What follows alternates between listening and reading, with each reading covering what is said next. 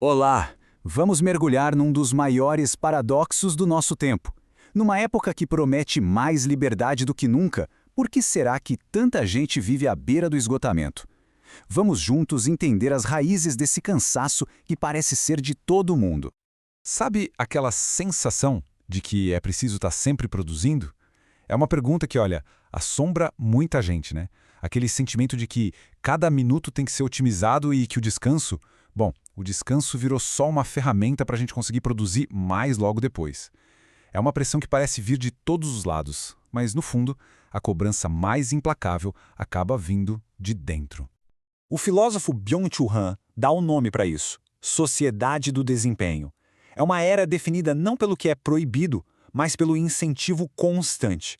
Aquele mantra, sim, você pode, se transforma, quase sem a gente perceber, numa ordem disfarçada, numa cobrança que nunca acaba, por mais e mais e mais performance. Ok, vamos aprofundar um pouco mais essa ideia. Como é que essa capacidade de poder fazer tudo acabou se transformando numa nova forma de prisão, hein? E aqui está o ponto central de tudo. Na busca pela nossa realização, a gente acaba se tornando o nosso próprio chefe e, ao mesmo tempo, o nosso próprio carrasco. A exploração não vem mais de uma força externa, mas de uma vozinha interna que fica ali sussurrando que sempre dá para fazer um pouco mais para ser um pouco melhor. Olha, o contraste aqui é gritante. A gente deixou para trás uma sociedade da obediência, onde as regras eram externas, bem claras, e entramos de cabeça numa sociedade da iniciativa. O problema? A pressão que colocamos sobre nós mesmos para ter sucesso é infinitamente mais eficiente e mais implacável do que qualquer chefe seria. É que o mecanismo central é esse, entende? A autoexploração é tão eficaz porque ela vem fantasiada de liberdade. A pessoa acredita de verdade que está correndo atrás dos próprios sonhos, quando na realidade está presa numa lógica de produtividade que consome ela por inteiro.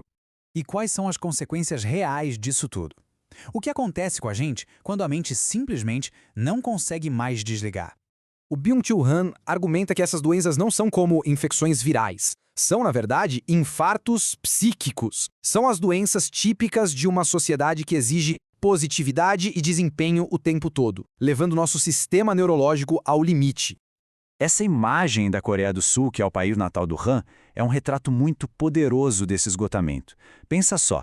Numa das sociedades mais avançadas do planeta, o transporte público vira um dormitório improvisado onde as pessoas tentam desesperadamente recuperar o sono que a produtividade roubou.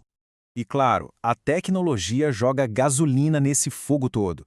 O smartphone que prometia tanta liberdade acabou se tornando uma extensão do nosso corpo, uma ferramenta de trabalho e vigilância que nunca desliga. As fronteiras entre vida pessoal e profissional simplesmente foram demolidas. A pressão para estar disponível é 24/7.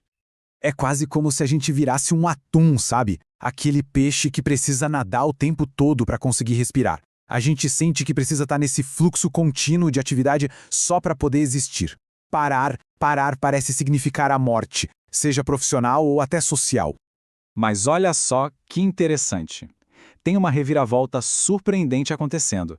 Pela primeira vez, o sistema legal está começando a dar uma resposta formal para essa crise. E isso, gente, é uma mudança fundamental. A norma regulamentadora número 1 agora inclui os fatores de riscos psicossociais. Ou seja, aquilo que antes era visto como um problema individual, a pessoa não aguenta a pressão, agora é oficialmente um risco do trabalho. E não é uma coisa para um futuro distante, não. Existe um prazo bem concreto. A partir de maio de 2026, as empresas aqui no Brasil vão ter a obrigação legal de lidar com isso. A lei é bem clara. As empresas agora precisam identificar ativamente o que causa estresse, como sobrecarga de trabalho e pressão excessiva, depois avaliar o impacto disso nas pessoas e, o mais importante, agir para proteger a saúde mental de todo mundo.